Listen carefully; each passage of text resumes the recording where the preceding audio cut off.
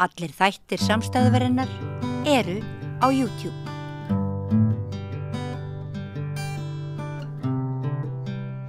Komið sæl, við ætlum að ræða stjórnmál dagsins að kannski breytastu svo hratt að það getur verið allt önnur umræða á morgun.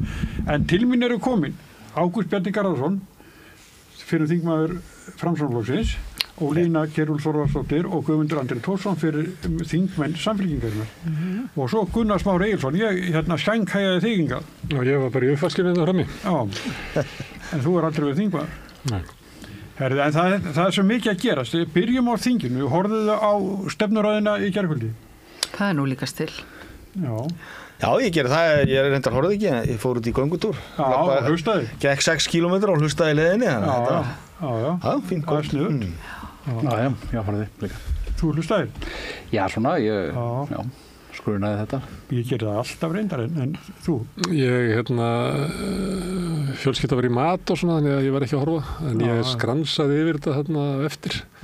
Rendi, ef að ræður voru ekki mjög áhugaverðar, þá skipti ég yfir í næstu. Þannig ég var ekki nema, held ég bara rúmt kortir að þessu. Mér finnst þetta alltaf að vera svona stund. Eldurstagsumræðina, ég bara stilli mér uppur fram að sjónvarpa og vil horfa á þetta í rauntíma. Bara í rauntíma. Helst í peysufötunum. Ég liggur við, Nei, ég segi svona, svo hef ég skoðanir á því sem sagt er og svona. Rétt á meðan. Og stundum súnar þetta út bara, maður næri ekkert hvað vera að... Já, þetta er misáhugavert að sjálfsögðu. Mér finnst þetta mjög áhugavert í gær. Mér finnst Kristrún Frostadóttir koma feikilega sterk fram sem forsætisráðherra í umræðunum í gær. Jóhann Páll kom mér ég kannski ekki þetta óvart, en hann var alveg þrjusugóður fannst mér. Og það smá afleiðingar af því. Eftirmáli. Já, og svo eitthvað móðgæls í gangi. Ég sá það í fréttum, minn formaður var ekki ánægður með Jóhann Páll. Ég er þetta sammála því að þetta var áhugavert og gaman að hlusta á þetta. Ég tek alveg undir með Ólínu að mér finnst þetta hátíðleg stund, svona stefnuræða forsætisráðherra. Það sem verið að fara yfir áherslumálin og þetta, og þetta sérstaklega kannski núna þar sem að við erum með nýja ríkisstjórn og svona svolítið síðan að þing kom saman. Að áhugavert að heyra bara nýtt fólk komið í nýja stóla, svona að heyra hvernig þau sjá framtíðina fyrir sér. Smá spenna í loftinu. Smá spenna og þetta... Það er líka þannig að við erum auðvitað með stjórnarandsstöðu og það er hennar hlutverk að vera gagnrýnin og vera svona, auðvitað reyna að vera málefnilega í því. Þannig að ég held að þetta svona heilt yfir hafi bara tekist ágætlega til. Þó ég sé nú fyrir þingmaður Framsóknar, þá varst með forsætisráðherra að komast nokkuð vel frá þessu og raunar aðrir líka. Þannig að ég hef bara góðar væntingar fyrir komandi þingvetri, ég vil segja það. Það voru nú samt 2 ræður sem ég fannst gera sig úr í gær fyrir nú utan þessar frábæru 2 sem ég var að nefna. Það voru ræður miðflokksmanna sem að mér fannst nú heldur ómálefnalegar báðar.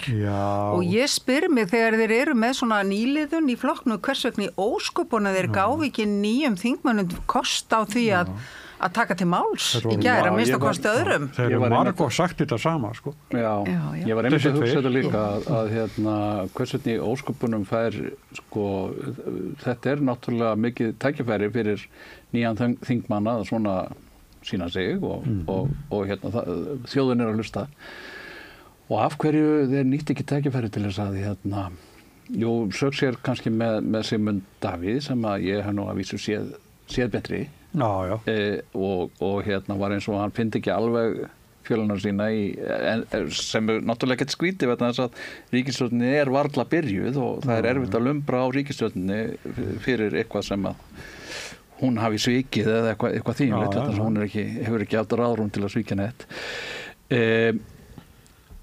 Mér fannst skrítið að til dæmis Snorri Másson skildi ekki fá að tala þarna. En það mættu allir bara með sitt aðalgengi. Sjálfstæðisflokkur var með formanninn sem varaformanninn og formann þingflokksins. Miðflokkur var með formanninn og formann þingflokksins. Já, en sko mér fannst nú til dæmis að Sjálfstæðisflokkurinn... Framsókn var með formanninn og formann þingflokksins. Já, ég ætlaði að koma að því að... Stefán er ekki formann þingflokks, en... Hann vissulega oddviti í Norðvesturkjördæmi. En það ekki yfirleitt þannig í stefnuræðu forsætisráðherra? Það eru reynslu meiri þingmenn. Ég alltaf í minni tíð sem þingmaður. Ég fekk að tala í eldhúsdagsumræðum. Já, stefnuræðu, ég man nú ekki hvort það var. Ungliðadeildin eldhúsdagurinn. Ég flutti mína jómfrúræðu á eldhúsdegi og það var bara fyrsta ræðan sem ég flutti á þinginu, það var við þetta tækifæri og þannig að mér var bara hent út í djúpu laugina og ég bara... Þetta kærkomið tækifæri fyrir flokkana að sína nýliðun, að sína nýtt og ferskt fólk sem kemur með nýjar áherslur og eins og við sáum núna, það var sko virkilega, við sáum mikla, eins og Samfylkingin kemur þarna með 2 nýja forystumenn sko, glæsilega forystumenn, en það glæsilegt fólk í fleiri flokkum. Þetta bara aðaliðið í hinni nýju Samfylkingu, þetta fólki sem tók Samfylkingunum. Já, vissulega. Þetta Kristrún og hennar helsti trúnaðarmaður sem Jóhann. Já, en það segir, menntanlega, en það segir líka kannski svolítið sko svona stemninguna í hinum flokkunum að menn skuli ekki grípa þetta tækifæri. Þið viljið að Dagur kemi með ræðu. Já, sko það ég var bara ánægð með þá ræðumenn sem voru. Já, þeir stóðu sér mjög vel en bara áður en ég gleymi því sko, þá vil ég nú nefna sko formanninn þinn, hann Sigurð Inga, sem að vísu hefði mátt kannski taka eftir því að Kristján myndist á kennara. Við vitum að maður fær ræðuna fyrir fram og maður skrifa svo sína ræðu út frá því og hann hefði kannski mátt hlusta betur þegar hún var að tala en fyrir utan það breytti hún ekki ræðunni?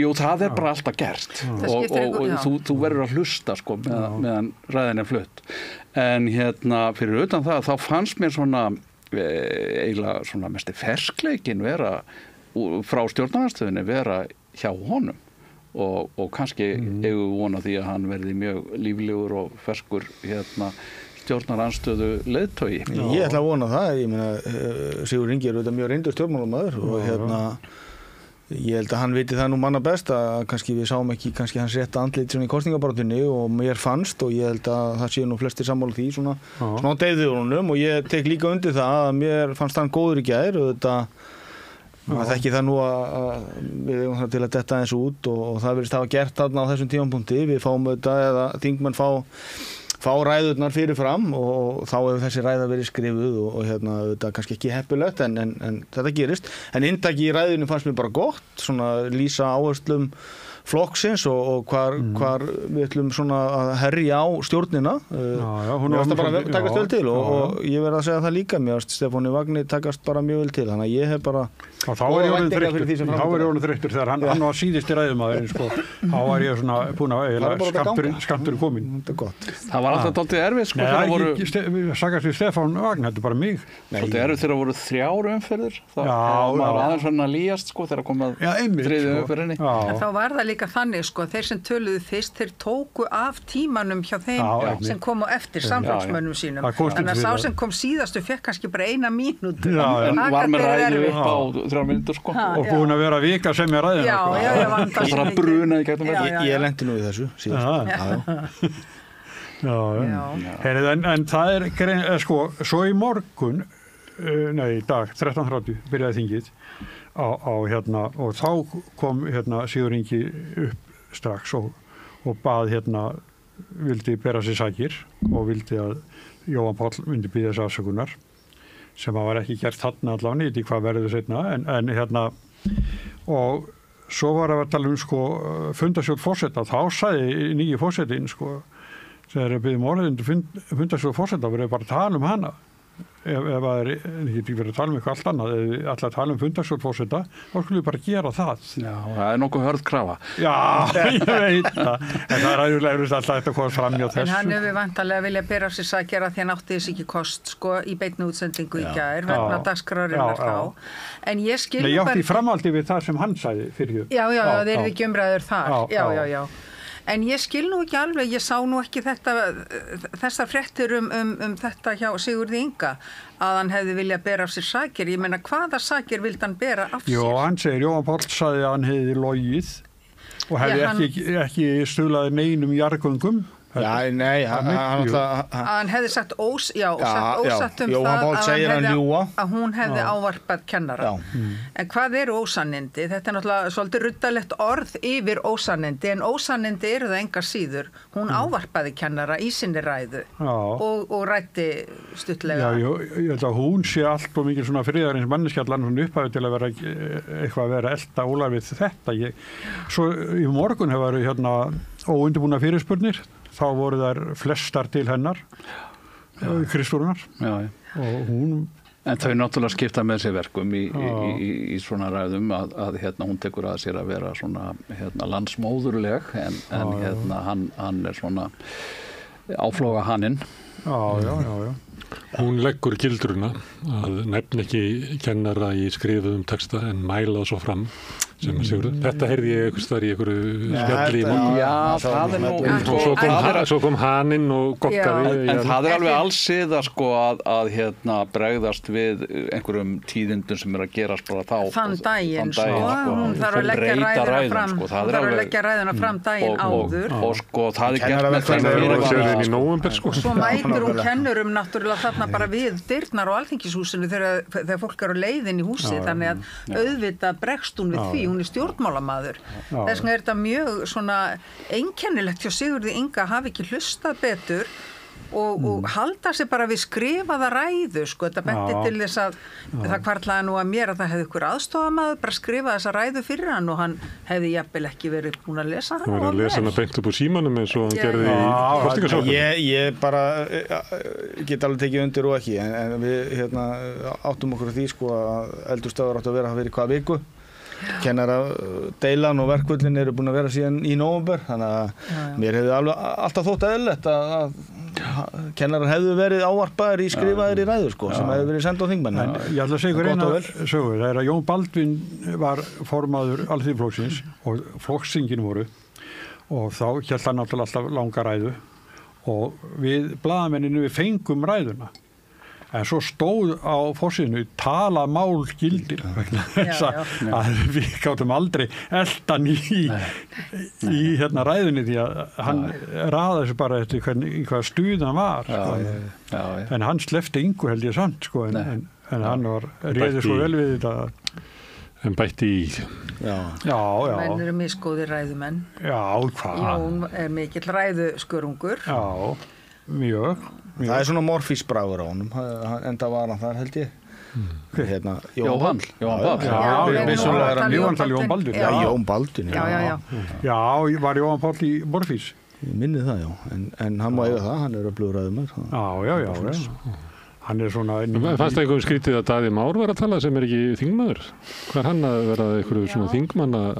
Ég velti því svolítið fyrir mig bara til að svara fyrirspurnum þingmanna og ekki út af því sem hann situr inn í sal. Hann á í raun og veru bara að sitja í fyrirspurnatíma hann er ekki með atkvæðarétt eða neitt. Já, hann má reyndar held ég sitja náttúrulega í fyrirspurnatíma Alþingis, en hann á ekki að taka þátt í hann tekur náttúrulega þátt í fjárlaga umræður, sko. Já, en ég veit ekki hvort að þetta hlýtur náttúrulega að vera heimilt samkvæmt þingsköpum fyrst þetta gerðist, en mér finnst það ekki alveg eðlilegt. Nei, en einhvers staðar sá ég Miðflokkurinn í Mosfellsbæ gerði nú athugasemd við þetta, sá það einhvers staðar í fréttum, en hérna þá var nú bent á það að bæði Ragna Árnadóttir sem var ráðherra hérna á tímabilinu 9-13 eða ekki, hafði tekið þátt í þessum umræðum og fyrir hönd hvers? Hún var ekki fyrir hönd neins inn á þingi, hún var utan flokka. Það getur ekki verið að hún hefði verið í... Já, Gylfi tók ekki þátt, en Guðmundur Ingi svo síðasta kjörtímabilinu 17 til 21. Þannig að þetta var svo sem gerst áður, en ég, hérna... En það er ekki alveg, sko, vegna þess að það á að vera aðskilnaður milli, hérna, löggjafarvalds og framkvæmdavalds og sá aðskilnaður verður að vera skýr, jafnvel þó að framkvæmdavaldi gangi fram í umboði þingvaldsins. Þess vegna finnst mér ekki rétt að nota pontu Alþingis fyrir framkvæmdavaldið. Í svona almennu stjórnmálaumræðum. Já, í stjórnmálaumræðum þingsins. Og það segir mér fullri virðingu fyrir, sko, Daðama og þetta snýst ekkert um það. En þetta er svona þingskaparspurning. Já. Ég hugsa ekki út í þetta þegar ég sá hann hana. En þættinum hefur borist bréf að það er hérna ástæðan fyrir því að þeir voru Sigmundur Davíð og Bergþór að það var senkun á þessu, það var óveður og þá var Sigríður Andersen átt að vera í seinni hlutanum. Þannig að hún hefur bara forfallast og Bergþór. Það hefði verið gaman að sjá hana. Hún getur verið mjög kraftsýtingum. Hún getur verið skemmtilegur ræðumaður. Og ég tek undir það með þegar þeir eru búin að vera þarna að barma sig halvpartin yfir því í 3 ár að vera einir að halda uppi allu þessu. Svo fá þeir svona auka lið og halda þeir áfram. Það er eitthvað skakt í sögufræðinu. Það í raun og verið ekkert fram að færa. Það var bara eitthvað svona tuð og aulabrandarar, talandi brottgelti og eitthvað, þú veist, þetta var alveg, mér fannst þetta nú eiginlega ekki alveg báðlegt, sko, sem þingræði á... Mér finnst að báðir hafa flutt þessar ræður. Mér fannst þið nú alveg beittir, sko, sérstaklega Sigmundur fór hérna aðeins í Flokk Fólksins og hérna... Þannig að mér fannst þessi ræða ekki jafn slæm og En hvað heldur þau með hérna, nú hefur það gerst bara nánast í fyrsta sinn að sko Framsóknarflokkurinn og Miðflokkurinn eru sömu megin. Hérna, mun það eitthvað, nú spyr ég þér sem Framsóknarmann, sko, heldur það getur verið líklegt að það fara að ganga eitthvað meira saman með þessum flokkum eða jafnvel að Miðflokkurinn fari alveg yfir í Sjálfstæðisflokkinn? Þeir hafa náttúrulega verið meira þar í sinni politík. Ég átta mikið á því, sko, en auðvitað var það þannig að þegar þessi klofningur var á sínum tíma að við mistum auðvitað margt gott fólk. Við höfum ekkert bara mist fólk yfir í Miðflokkinn, það hefur farið annað eins og frá ykkur og til okkar og annara flokka, sko. Þannig að ég segi bara við þessari spurningu að við tökum auðvitað alltaf á móti góða fólki. Það er bara þannig, hvort sem að við komandi hafi farið tímabundið í Miðflokkinn eða annað, en það eru bara... En þetta er ótrúlega staða hjá okkur. Þið verður ekki að kjósa nýja forystu? Við erum auðvitað bara með formann, Sigurður Ingi er formaður og hann er inn á þingi, eins og staðan er í dag. Við auðvitað fórum ekki nægilega vel út úr þessum kosningum, það verður bara að segja starfnsveður. Við maður fann það nú sjálfur, sem þáttakandi í þessu í nóvember, að svona það var búið að taka ákvörðun það, maður fann það bara í samtölum við fólk að það vildi eitthvað nýtt, eitthvað ferskt og var svona orðið þreytt á ríkisstjórninni og ég held að það sé bara að horfa alla flokkana, það var ekki auðvitað datt út. Við fáum skell og sjálfarnir fá það í Sjálfstæðisflokkurinn. Aldrei verið minni. Fær það auðvitað líka og maður fann það líka að svona, það var ekkit mikil þolinmæði né áhugi að hlusta á það hvað flokkarnir voru búin að gera yfir þennan tíma. Ég tel það að við höfum haft góða sögu að segja. Við getum verið stolt af hans mörgu en auðvitað vilja gera ýmislegt annað og öðruvísi eins og gerist í það er eiginlega aldrei þolinmæði til þess að hlusta svoleiðis. Þannig að ef að segjum að konaði verið að biðja að mála stofuna og þú ferð að tala að hafa mála ganginn, það bara gildir ekkert, sko. Það þarf að mála stofuna, sko. Það er það sem við höfum að ræða við. Þannig að ég skildi aldrei á Framsóknum VG að ætla að koma í kosningabaráttu og vera að tala að þeir hefðu nú eins og mála ganginn. Það er gert í bílinn. Nei, en auðvitað er þannig Gunnarsmári að það var gerður stjórnarsáttmáli milli þessara flokka og hann var mjög skýr þannig séð, auðvitað var hann kannski lengri en sá sem er í gildi núna.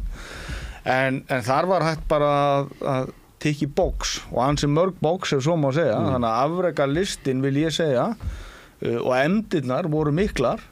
Þannig að mér fannst persónulega auðvitað, við kannski ekki uppskera eins og við sáðum yfir kjörtímabili, í kosningunum, en maður fann það auðvitað, við sjáum það, ég veit að það eru þreytt að nefna þetta allt, en það eru ýmis áföll búin að ganga yfir samfélagi hér og maður fann það að fólk var orðið þreytt, auðvitað vextir búin að hækka umtalsvert og verðbólgan, þrátt fyrir að þessi atriði hafi verið að þróast í rétta átt á síðustu mánuðum að þá var fólk orðið lúið að hafa minna í buddinu hver mánaðamót heldur en það hafði kannski hér fyrir rúmi ári síðan, sko. Þannig að ég myndi segja bara fólk var búið að taka ákvörðun að vilja fá eitthvað nýtt og það fekk eitthvað nýtt og nú reynir á þessa flokka. Ég satt nú sem þingmaður á síðasta kjörtímabili og maður var oft, sko, svona í skapinu vildi henda lyklunum í fólk og segja stýrið þessu bara og nú er þetta fólk bara komið með völdin, það er komið með lyklana á ráðuneytunum og það er komið með í stöðu til þess að efna það sem það hefur sagst að gera. Þannig að ég hlakka bara til og þetta er ég bara núna íbúi í íslensku samfélagi og þáttakandi. Ég vonast auðvitað til þess að ríkisstjórnin gangi vel, skára að verða nú. En hvað getið þið gert, Framsóknarflokkurinn, hvað ætlaði að gera? til að stækka og vaksa. Við ætlum bara að halda áfram Skiptum fórustu? Já, sko, við skulum átt okkur að einu að þrátt fyrir það að við höfum fengið högg í kosningunum núna í nóvember, að þá erum við að ég held næst, ekki að ég held, ég er bara viss um það, við erum næst stærsti flokkurinn á sveitarstjórnarstiginu. Og það er nú bara þannig að flokkurinn er mjög sterkur hringinn í kringum landið. Við fórum mjög vel út úr sveitarstjórnarkosningunum 22. Við erum með fulltrúa í öllum sveitarfélögum hér á höfuðborgarsvæðinu fyrir utan Seltjarnarnes. Erum í meirihluta í Hafnarfirði, Kópavogi, vorum auðvitað komin í meirihluta í Reykjavík, erum í meirihluta í Mosfellsbæ og erum að gera mjög góða hluti, vil ég meina, hér á þessu svæði eins og allt land og við þurfum að halda áfram að vinna vegna þess að ég trúi því nú bara þannig að ef þú vinnur vel og er trúr þínu og þeim málum sem að þú ert að berjast fyrir, nærðum fram og þá uppskerðu á lokum. Ég held að kosningarna núna í nóvember hafi verið svolítið sérstakar að því leitinu til að við, eins og ég sagði hér áðan, búin að gangi gegnum ansi margt og fólk voru þreytt og lúið, að það kannski var þessari ríkisstjórn að falli og svo getum við þetta alltaf farið í einhverja söguskýringu hvort að það hefur verið rétt að fara aftur í þetta stjórnarsamstarf 21 eða ekki. Það var, að mínum mati var það rétt á þeim tíma, en ef við lítum í baksýnisspegilinn núna þá myndi ég segja að það hefur verið mistök, en það er bara eins og það er auðvitað að vitur eftir á. Já, ég held sko að auðvitað er mikið til í því að það var komin ákveðin þreyta í fólk og af ýmsum ástæðum sem þú meðal annars rekur, en sko ég er ekki sammála því að fólk hafi bara viljað eitthvað nýtt og að árangur til dæmis samfylkingarinnar og þeirra flokka sem að komi best út úr kosningunum hafi stafað af einhverju nýjungagirni hjá kjósendum. Það var orðið verulegt ákall eftir einhverju innihaldi í stjórnmálin. Innihaldsleysi stjórnmála síðustu ára var orðið verulega plagandi. Og þarna kemur til dæmis Kristrún fram sem nýr stjórnmálafóringi með skýra stefnu. Hún veit nákvæmlega hverju hún vil ná fram í efnahagsmálum. Það þýðir ekkert að hjóla í hann og ætla að afgreiða hana með einhverju orðskrúði eins og Bjarni reyndi nú, oft í kosningabaráttunni. Það bara gekk ekki. Hennar þekking, hún stóð og hún hélt uppi hennar málflutningi. Og ég held að fólk hafi fundið þetta. Fólk fékk einhverja von það að nú væri kannski að koma til valda stjórnmálaflokkar sem getur gert eitthvað. Og ég held að þessi flokkar sem eru núna í ríkisstjórninni, það sem þær hafa, þessir stjórnmálaleiðtogar þeirra, umfram flesta aðra núna, það er að fólk hefur tilhneigingu til að trúa því að gjörðir muni fylgja orðum. Og mér fannst það vera andinn í eldhúsdagsumræðunum í gær, mér fannst það líka standa út úr ræðum þeirra sem að töluðu fyrir þessa flokka. Þannig að þarna kom einhver von, það eru alvarleg samfélagsleg mein sem að þarf að takast á við og þá erum við ekki bara að tala um misskiptinguna í samfélaginu, húsnæðismálinu og annað, það er mikil innviðaskuld, það eru bara alvarlegir hlutir að gerast í samfélaginu og ég held að það hefur bara komin svona ákveðin örvænting í fólk að það bara myndi aldrei nást neitt fram. Nei. Nú held ég að sé svolítið nýtt upphaf. Ég get alveg, samfylkingin er sennilega eini flokkurinn þessar ríkisstjórn sem var búin að vera vaxandi allt kjörtímabil og það var augljóst að meðbyrjun var svolítið með þeim flokki. Varðandi hina tvo stjórnarflokkana þá gerist það þetta bara síðustu vikunum og dögunni að fylgi þeirra fyrir að rísa Þannig að þess vegna notaði kannski þetta orð að fólk vildi eitthvað nýtt. Það var búið að taka ákvörðun að refsa þeim sem voru í ríkisstjórn og var svona að einhverju leyti að kjósa að mínum mati, bara taktískt. Og þá kannski sérstaklega við þessa tvo flokka við. Það er að fara saman, það getur verið óvinnsar ríkisstjórn sem að lafir af því að fólk sér engan annan valkost. Þarna fór saman óvinnsar ríkisstjórn sem fólk var búin að fá nóg á og svo var einhverju valkostur og það myndaðist þarna, samfylkingin var búin að ná góðu flugi, minnkaði svo í kosningabaráttunni. Ég held að verið með... En síðan þetta að Viðreisn fljóti þarna með, hafi verið svona, það er ekki alltaf þetta að lesa vilja kjósenda, þetta er ekki hægt að því að kjósendur eru bara margir, en stundum kemur það í ljós eins og einhver vilji kjósenda og ég held að það komið fram í þessum kosningum, að það væri svona sirka þessi ríkisstjórn sem er. En það er allt flokkar sem unnu á í kosningunum. Þannig en eðlilegasta ríkisstjórn. Ég held að verið með þessa síðustu ríkisstjórn á undan þessari, það hafi verið innbyggður í hana ákveðin, svo ég noti frasa frá Bjarna Benediktssyni, pólitískur ómöguleiki. Það hafi verið sem að smásaman varð henni eiginlega bara að fjörtjóni.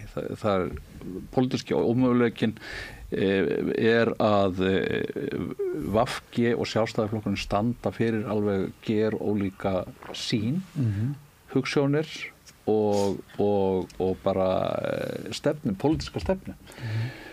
Það var svona, og þetta hékk saman á vilja til samstarfsins og ég held að sú ríkisstjórn hefði ekki lifað af, hefði ekki komist í gegnum þessar kosningar sem hún gerði á sín tíma, nema ef ekki hefði verið fyrir COVID.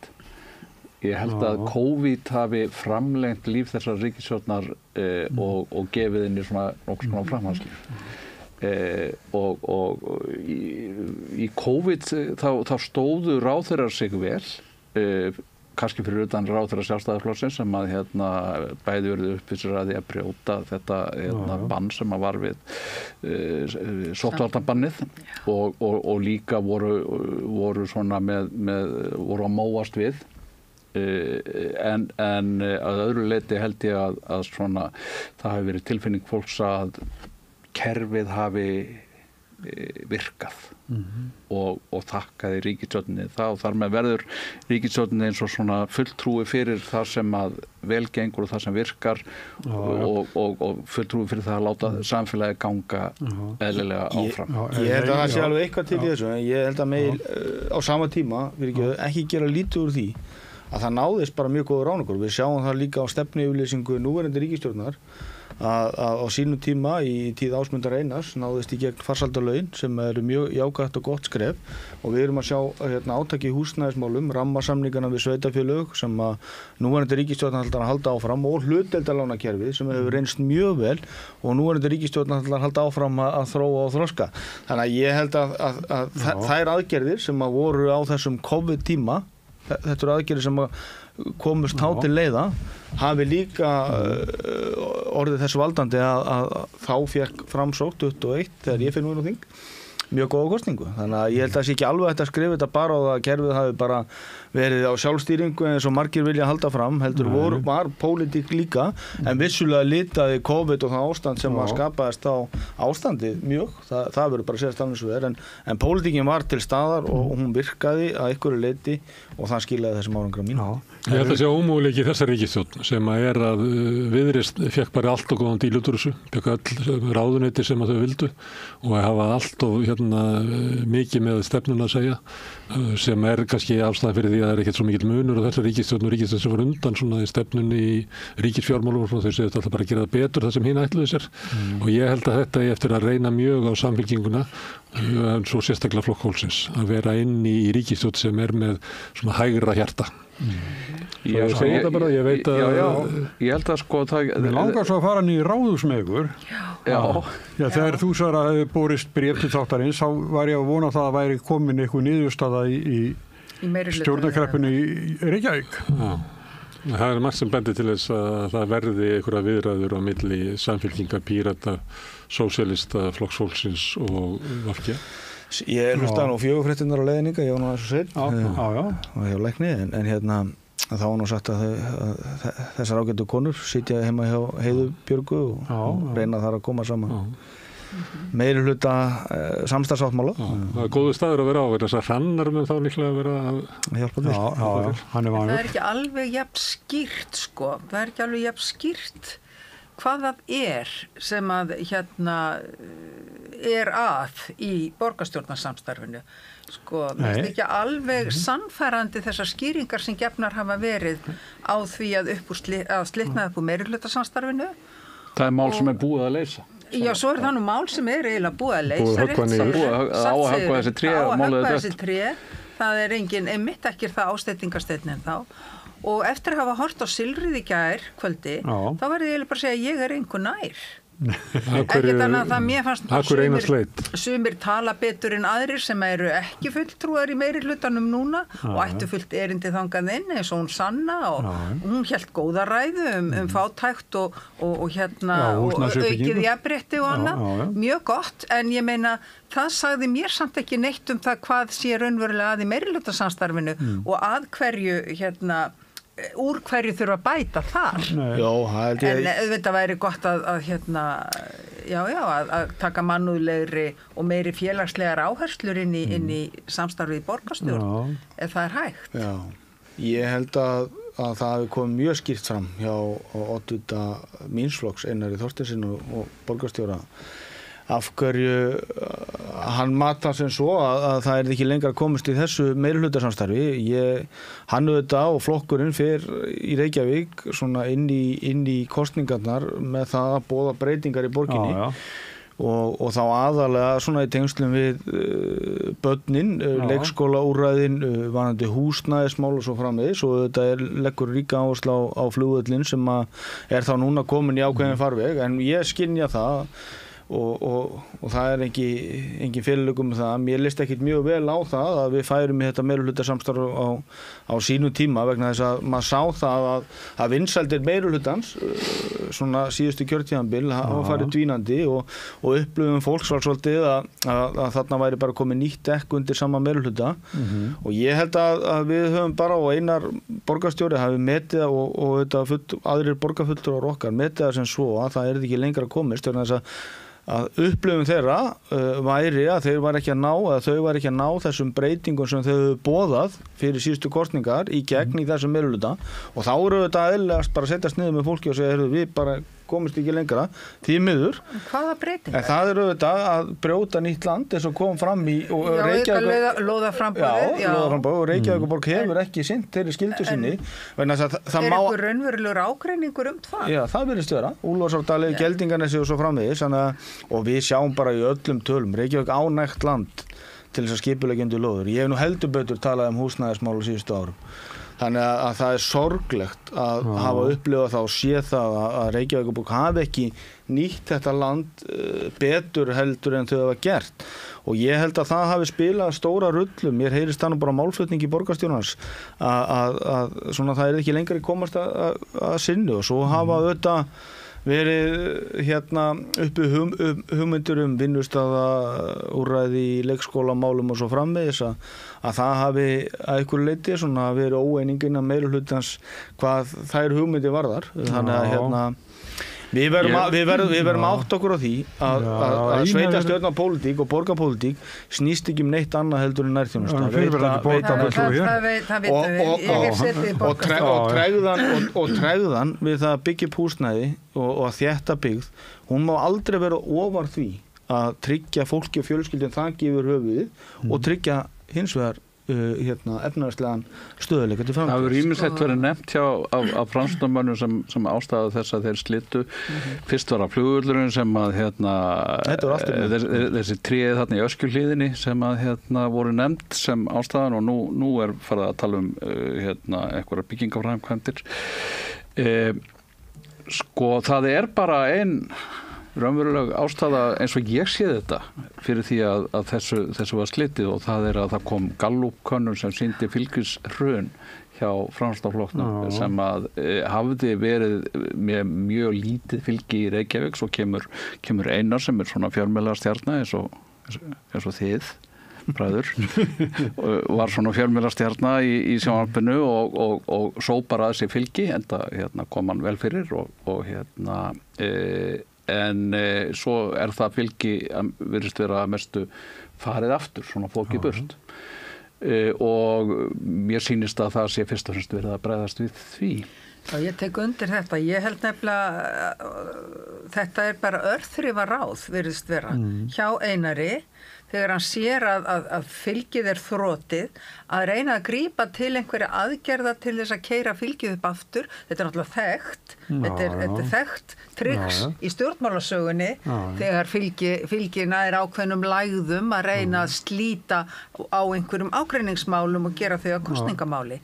En sannleikurinn er bara sá að þessi ástendingarsteinn bara ekki alveg augljós. Nei. Og ég skal ekki segja, sko, ég hef náttúrulega ekki setið við borðið hjá þeim þarna þegar þau hafa verið að ræða lóðamálin og þau hafa vissulega verið óheppin í skipulagsmálum þessi meiri hluti. Ég þarf nú ekki annan að nefna bara stært grænt vöruhús upp við Álfabakka eða hvað bakkinn heitir. Þannig að þau hafa náttúrulega verið seinheppin og þeim hefur gengið ýmislegt í óhag.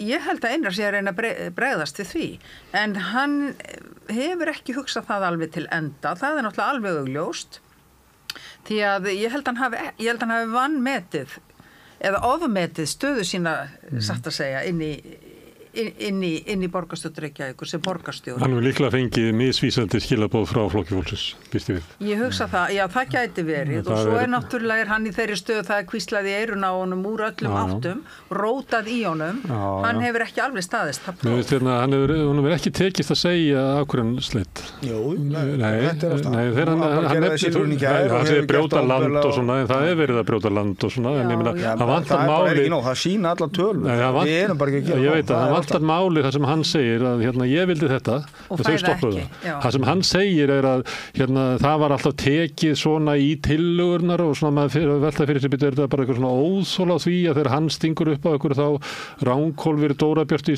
augunum eða eitthvað svoleiðis. Þannig hann að vísa til svona að það ekki verið tekið nógu vel undir eitthvað sem hann sagði og mér finnst þetta að vera mjög svona. Já, maður sér fyrir sér þungafundi. Já, bara. Þar sem hann hefur komið með mál og það hefur byrjað eitthvað svona málþófi eða vangaveltur eða umræða. Maður sér fyrir sér sko að það hafi verið sko það hafi eitthvað vantað upp á samskiptin í þessum hópi og það er eiginlega hægt að tengja. En það er ekki ágreiningur sko. Nei. Það er bara óþægindi í samskiptum. En það er að tengja held ég það við brotthvarf Dags. Já, ég held að það sé nefnilega. Býða þeim að koma nær. Ég held að stóramáli í þessu sé að því að Guðmundur nefnir Einar og hann hafi einn og sér lyft fylgi flokksins upp. Það þarf ekki annað en að horfa bara á árangur flokksins allstaðar í kjördæminu í sveitarstjórnarkosningum. Við fengum mjög góða kosningu í Hafnarfirði, frábæra kosningu í Mosfellsbæ, þar við fórum í engu í 4 fulltrúa. Við fengum fulltrúa í Garðabæ í fyrsta skipti í mjög langan tíma og flotta kosningu í Kópavogi sömuleiðis. Þannig að heildið við bara gekk flokknum vel í síðustu sveitarstjórnarkosningum. En ég trúi því ekki að fólk sé ósammála því ef að upplifun kjörinna fulltrúa með þeim hætti að það sé ekki að ná þeim árangri sem það var búið að boða kjósendum að það ætlaði að ná. Að þá erum við þetta heiðarlegast að segja að hingað ekki lengra, við komumst ekki lengra. Ef það er þrautreint með það. Ef það er þrautreint. En það er ekki þrautreint þegar þú lætur steita okkur tilteknu máli. Ég ætla bara að gera ráð fyrir því. Því nú er við erum árunni 2025 og þessi meirihluti tók við 2022 að það hafi ýmislegt átt sér stað á þessum árum. Ég bara trúi ekki öðru en að það hefur verið samtöl og menn hafi verið að reyna að þoka hlutunum áfram en bara ekki komist lengra og þá er heiðarlegast að segja ég ætla ekki að sitja hérna inni með bílstjóra og hátt í 3 milljónir á mánuði bara þegar mér þægindin svo mikil ég bara ekki að ná þeim árangri sem ég lofaði kjósendum. Hann nefnir sérstaklega mál sem er svo leyst eftir hann hættur. Nei, hann nefndi líka lóðamálin, hann nefndi dagvistunarúrræði. Það var alveg sérstaklega að nefndi þetta með trén í Öskjuhlíð. Í fyrstu var það bara. Já. Ég hef auðvitað ekki setið þess að fundi, ég hlusta bara það sem er sagt. Dagvistunarúrræðin hafa nú verið baráttumál hjá til dæmis Samfylkingunni í háa herrans tíði gegnum borgarstjórnar pólitíkina. Hann vil leyfa fyrirtækjum að reka einkarekna leikskóla. Þau eru rekin á borginni hefur hann sagt en vissulega reyfa fyrirtækjum að koma svona úrræðum upp. Það er ekkert einkennilegt að til dæmis flokkur eins og Samfylkingin biðji þá að það fái þá ítalegri umræðu og það sé kannski komið fram tillögur einhverjar útfærslur á því sem þau geti sætt sig við vegna þess að þetta er náttúrulega heilmikil stefnubreiting. Ég bara ætla að segja það, ég vonast bara til þess að þetta verði til þess að annarkvort verði minn flokkur í öðrum meirihluta þar sem hann nær þessum árangri sem hann boðaði ef ekki að hann taki sér þá bara sæti í minnihluta og berjast fyrir þessum málum. Þannig virkar pólitíkin og á að virka. En ég tek undir með að þótt að hann hafi verið í Kastljósi sem er náttúrulega annar vettvangur við bræður höfum haft sem er svo leiður til þess að verða household name. að þá það rétt sko að hann flýtur ofan á bylgju Framsóknar sem að kemur í kjölfar, hann ekki bara best að kjósa Framsókn, stórkostlegur sigur haustinu 2021 og það eru sveitarstjórnarkosningar og það sést í bara allstaðar að Framsókn í sókn í Hafnarfirði, Kópavogi og bara allstaðar og mjög sterka stöðu á þinginu í Reykjavíkurkjördæmunum, þannig að Einar flýtur á því en hann náttúrulega farvegurinn fyrir það, þannig að hann skilar því sem að var mögulegt að fá, þannig að ég ætla ekki að taka það af, en síðan kom í ljós bara mjög fljótlega að þegar var að fara að spyrja traust á borgarfulltrúum og hverju annars líkt, að hann var ekkert að skora neitt sérstaklega í Reykjavík sko, þannig að og kannski að það bara ástæðan fyrir að Framsóknarmenn náttúrulega ekki með svona, hvað ég að segja, stronghold í Reykjavík og eru núna bara dottnir út af þingi í Reykjavík og með mjög slæma kosningu í Reykjavík. En auðvitað það þannig, ég meina Einar er mjög öflugur og hans fólk sem er með honum á listanum að mínum mati eins og bara á öllu höfuðborgarsvæðinu all land. Þannig að hann auðvitað náði að fylgja þessum góða árangri sem við fengum í þingkosningunum 21 og fólki okkar náði að fylgja því eftir 22 og það gerist auðvitað ekki án þess að fólk sé öflugt og gott. En það er ekki lína 3 vikur frá því að Dagur B. gekk út úr ráðhúsinu og þá var Já, ég held að þetta hljóti nú að segja heilmikla sögu hlutverk Dags í meiri hlutasamstarfinu í borgarstjórn Reykjavíkur og hans hæfileika sem stjórnmálamanns og sáttasemjara og málamiðlara. Verður ekki að líta til þess að þetta gerist bara í kjölfarið að hann hættir? Hann gott lok á potti sem að sjóða. En ég veit ekki hvað það sé sniðut alltaf að hafa lok sko allar bóttum. Nei, en hann hefur sko haldið saman meiri hlutum í nokkuð kjörtemi. Jú, en þegar hann fer að þá upplifir Einar að það sé svona ólga í samfélkinginu, nú vill fólk fara að ná sínum málum fram og eitthvað svona býst ég við, þannig að ég býst við að Dagur hafi svona verið settlari eða þú veist haldið aftur að ykkur. Ég er að segja það bara, það er ekki alltaf besta leiðin. Við vorum með forsætisráðherra sem var alveg frábær í þessu, Katrín Jakobsdóttir. Var það til gagns fyrir þjóðina eða VG eða ríkisstjórnin eða nokkuð? Já, hún náttúrulega hélt þessar ríkisstjórn gangandi svona lengi. Já, við náðum mjög góðum árangri. Ég er ekki feimur að segja það. Hann hélt nú langar ekki í borginni. Þið náðu engum árangri þar. Þrátt fyrir þessa ræðu mín áðan, þá held ég að eins og Einar hefur nú reyndar líka sagt að hann er stoltur af því sem að þó hefur náðust, en hann auðvitað hefði viljað ganga mikið mun lengra. Þannig að ég held að menn bara segi það eins og það er. En mann þetta þingi ég er mjög stoltur af verkum síðustu ríkisstjórn og þó að við höfum ekki fengið þá niðurstöðu sem við hefðum helst viljað hér í nóvember.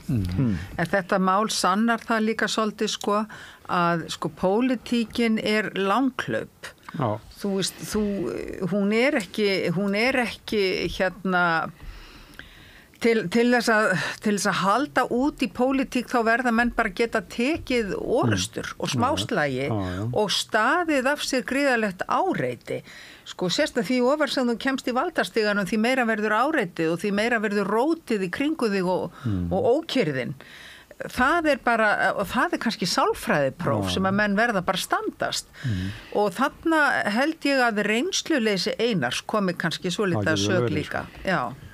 Getur vel verið. Því að hann auðvitað, hann er mjög frambærilegur stjórnmálamaður og hann hefur góða framkomu og hann er traustvekjandi þegar hann kemur fram í fjölmiðlum og annað, fyrirmynda borgarstjóri þannig lagað, en þarna bara hnýtur hann eitthvað og eins og ég hef nú stundum sagt, menn hnjóta ekki fjöll, þeir hnjóta þúfur og kannski gerðist það núna. Mér fannst hann ágætur í Silfrinu. Í Silfrinu? Já, hann hefði alla möguleika að vera svona pirraður og eitthvað. Hann var það bara alls ekki. Já, kom ágætlega út. Hann var ekkert svona, hann lagði málsitt ekkert sérstaklega vel fram og svona, en mér fannst það svona að maður hann náttúrulega með eins og heima hjá þú nefndir að, varst þú ekki að nefna að Sigurður Ingi hefði ekki verið besta í kosningabaráttunni, það var svona ólundarlegur og ég meina Einar hefði alla möguleika á því að vera mjög ólundarlegur með hvað verður að segja hann, en hann var það ekki. Ég held að það er nú bara við kannski okkur öll sem að tókum þátt í kosningabaráttunni að hefðum auðvitað vissulega öll geta gert betur. En ég er alveg sammála því, Einar er mjög öflugur maður og hélt svona rósinni í gær, stóð sér bara vel, en en hann bar sig vel.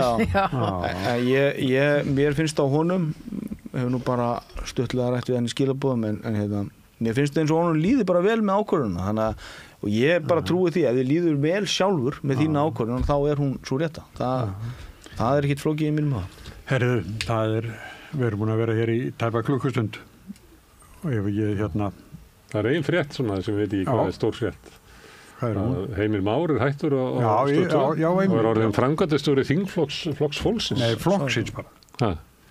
Nú þingflokk, ég held að vera framkvæmdastjóri. Heimir Már komin í flokk Fólksins? Það framkvæmdastjóri og upplýsingafulltrúi. Það sko félag að skipta glugginn í íslenski pólitík svolítið orðin opinn. En sko, ekki rauður í gegn? Fólk sem hefur hægt á... Já, hann var í Samfylkingunni. Einu sinni. Hann var í VG. Framkvæmdastjóri Alþýðubandalagsins. Já. Ég meina, hann hefur komið sjálfsagt þaðan inn í Samfylkingu. Það einhverju flótti fólks frá Stöð 2. Það bara reynt fólk hættir það bara í stríðum strömmum. Kom ekki afkomu viðvörun frá sín í vikunni? Já, hagnaður var bara 700 milljónir, vistu þið. Sem allt síma megin, en þeir draga þetta niður hagnaðin vegna þess að áallanir áskriftarsölu og auglýsingasölu ekki gangu eftir. Og Svo veist, ef að Vodafone ætlar að vera skráð félag, að þá verður það að höggva af sér fjölmiðlana, eins og fjölmiðlanir, það bara ekki hægt að reka fjölmiðla með þeirri kröfu sem eru gerðar ávöxtun eigin fjár inn á hlutabréfamarkaði. Þannig að ég held að sé áhugavert mál svona út frá fjölmiðlum því að þetta getur ekki gengið svona. Nei, en núna þetta þannig að það ráðin einhver ný framkvæmdastjóri á að redda þessu með einhverju kröfum frá hluthónum og reynir eitthvað sem kannski ekki hægt að gera. Allir bara allt yfirmannasettið búið að flýja, það búið að flýja fólk út úr auglýsingasölunni þarna. Nú fólk að flýja út úr dagskráni, þannig að þetta bara, við erum að horfa á einhver algjörlega sökkvandi skip og svo þarf að líklega að losa sig við þetta eitthvað og þá kaupir þetta einhver ævintýramaður. Hvaða þýðingu þetta hafa þá fyrir íslenska fjölmiðlun? Ég hræddur að þetta verði selt í ykkur ofboði og þá kom ykkur sem ætla að nota þessa fjölmiðla svipað og kvótakallanir að nota mokkan og annað slikt. Ég bara hræddur það. Það þegar ég sá pappira gengi einstakra fjölmiðla, þá var Bylgjan og Vísir alveg í séraparti. Þar voru tekjur, mikla tekjur En svo hafa slakað svo mikið á að Vísir, ég sem að þú hefur séð út að lesa Vísi, þeir renni ekki eins og yfir textan. Það afsláttavillur allt inni og þeir eru alveg búin að... Það nú farið að örla á því á mokkanum líka. Já, ég reyndar ekki svakalega, en þeir bara hunsa þetta, gera enga kröfur til þess sem þeir eru að framlega. Vandaðar framsetningar, mjög vont. Mér finnst þetta að Vísir.is vera mun betri miðill heldur en MBL.is. Já, ég var bara... MBL eiginlega bara smartland, með einhverjum svona ofstoppafréttum í kring. Nei, það bara, þannig það. Ég myndi að ástæðulegt að vera lát eins og MBL sé eitthvað eðlilegu fjölmiðill, þannig það ekkert. Nei, en þeir segja þú okkur allan hvað föt forsættisar að það var að kosta. Alveg niður í skó. Þið þurfa að hafa þátt þetta. Þið þurfa að hafa eitthvað smartland. Þetta náttúrulega... Getur við nart? Smartaborðið, já. Þetta tengist náttúrulega að það eru kenningar hægri manna að Flokkur fólksins vilja ekki fara með sjálfstæðisflokknum í meirihluta í Reykjavíkurborg út af hamagangi Morgunblaðsins og svona þessari hægri Andrésar og Stefán Stefán. Ég man eftir því þegar Davíð Oddsson var svona í borgarstjórn og það var svona vinstri meirihluti í gangi, þá sá Davíð út hver væri veikasti hlekkurinn í samstarfinu og hann fór ekki að hamast á viðkomandi, hann fór ekki að skamma viðkomandi, hann fór að flattera viðkomandi. Bauð í mat og fór að starfa virkilega þannig á viðkomandi með þeim árangri að meirihlutin féll. Já, en svo hefur náttúrulega Sjálfstæðisflokkurinn lengi líka viðhaft aðra taktík sem er núna kannski svolítið komin í þrot og það er eineltistaktíkin gegn hinum yfirlýstu gegn hinum yfirlýstu andstæðingum eins og núna er það Inga Sæland sem hefur verið bara alveg gjörsamlega tekin fyrir af þeim bara lengi. Þess vegna fannst mér alveg ótrúlega fallegt af henni Kristrúnu og bara drengilegt, sjálfsagt, en það hefði samt ekki allir gert það í eldhúsdagsumræðunum í gær, þegar hún ákvað bara að ávarpa þetta með Ingu Sæland og bara lyftir hennar virði af skilningi og virðingu sko þetta hefði ekkert allir gert og þetta svolítið nýrtónn finnst mér sem að Kristrún slær þarna sko hvað samheldni þýðir, hvað traust þýðir á milli aðila og hverjar séu forsendur samstarfs. Sjálfstæðisflokkurinn núna í borginni augljóslega búin að koma sér út í horn að því að Inga hefur þann karakterstyrk að hún segir bara, við látum ekki bjóða okkur þetta, við ætlum ekki að leiða þá til valda. Og það finnst mér bara ákveðin styrkur bæði pólitískt og persónulega skiljum. Ég man vel að því þú varst í borgarstjórninni. Það var margir farið flatt á því og það er líka kannski tími til komin að sko að föt keisarans verði afhjúpuð af sjálfstæðisflokknum þegar kemur að hans stöðu og möguleikum í samstarfi við aðra. Mér finnst sko að því við vorum að tala hér áðan að fólki æðstu stöðum þyrfti að þola ýmislegt sko, þannig að ég hef bara ekkert út á það að setja að einstaka ráðherra lendir stundum í fjölmiðla hvað segir maður ekki, árásum heldur, rimum bara. En ég meina, mér finnst það ótrúlegt veikleikamerki hjá flokki eins og flokki fólksins, þessum nýja flokki, að koma sér í aðstöðu, alveg sama hvort það sé með sjálfstæðisflokknum, framsókn eða einhverjum öðrum, að komast í aðstöðu þess að innanborðs, og horfum bara á þingflokkinu með Ragnar Þór Pétursson sem var hjá VR, mikið að tala húsnæðisuppbyggingu og að Reykjavíkurborg væri með allt niður sig að brjóta nýtt land, þar var þetta byggja hagkvæmt húsnæði. Nú bara flokkurinn í þeirri stöðu og hann getur fara að láta verkin tala. Nei, að þá ætla flokkurinn að stoppa það á hverju fjölmiðlum í Morgunblaðið. Hann ætla bara að gera það með öðru fólki. Mér finnst það með ólíkindum að þetta skuli ráða því hvort að flokkurinn fari í meirihluta og geti framkvæmt það sem hann hefur sagst að það meirihluta samverðið núna, í viðræði núna. Ekki sjálfstæði. Bara með flokkum sem þeim hugnast betur. Gangið þeim vel að fara í húsnæðis uppbyggingu og átak með þeim flokkum sem hafa verið hér við völd í lengri tíma. Við skulum nú bara spyrja leikslokum. Ég tek undir þetta, ég held að Inga Sæland sko öflugri og sterkari stjórnmálamaður heldur en til dæmis konundar sem að gefa sig upp sem formann Sjálfstæðisflokksins. Ég held að Sjálfstæðisflokkurinn hafi eiginlega engan stjórnmálamann sem jafn öflugur og Inga Sæland. Og þess vegna er þetta svo ótrúlegt hvernig þeim dettur alltaf í huga að tala hana niður eins og hún sé bara eitthvað trufla eitthvað þeirra partí og eigi bara að vera í andirinu en ekki komin í stofu. Þá dettur mér nú í hug vísan góða Takt ekki nýður rógin nærri þér það næsta gömul saga að sjaldan lakasta eigin það sem ormarnir helst vilja naga. Sko það sparkar enginn í liggjandi mann og ástæðan fyrir því hvernig látið við Ingu, það meðal annars vegna þess að hún sterk eig. Og hún sannar það. Það í hana spunnið. Það voru að tala sjálfstæðisflokkin áðan, þá veit ég hvort að þessi samanlega rifjað upp. Ég var blaðamaður þegar þú varst í borgarstjórn og það var aldrei sem að sjálfstæðisflokkurinn elskaði þig að hitt og hendur. Þeir höfðust nú mér alveg reitt í 4 ár látlaust. Og þú hafði skapið til þess með þetta var oft fjör. En þetta var nú samt, öðrum þræði var þetta náttúrulega skemmtilegu tími, þetta var gaman. En það alveg rétt og þeir gengu allt og langt stundum. Það fór alveg út í bara rugglaðar persónuofsóknir á tímabili en svona nú lífið. Það eru alltaf í heilugu stríði það sem allt má Var ekki búin að kveðja? Nei, þú varst búin að Þú varst að byrja því þá þetta að klára Gunnar Smári, þú varst gestur hérna. Takk. Guðmundur Andri, Ólínu Kjærúlf og Ágúst Bjarni Það veðmál hérna á samstöðinni hvort að Sigurjón komist í gegnum eina kynninga á þess að mismæla eitthvað nafn. Ég get aldrei. Hann hefur ekki náði ennþá. Ég er búin að vinna við þeir úr 40 árum og veit alveg hvað fólki heitir en maður alltaf. Það er ekki ásakað þetta.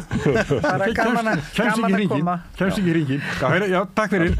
Og Rauðabólið heldur áfram hér eftir augnablik. Allt það besta ókeypis. Fáðu þér vatn að drekka. Samstöðin þar sem manneskjurnar koma saman.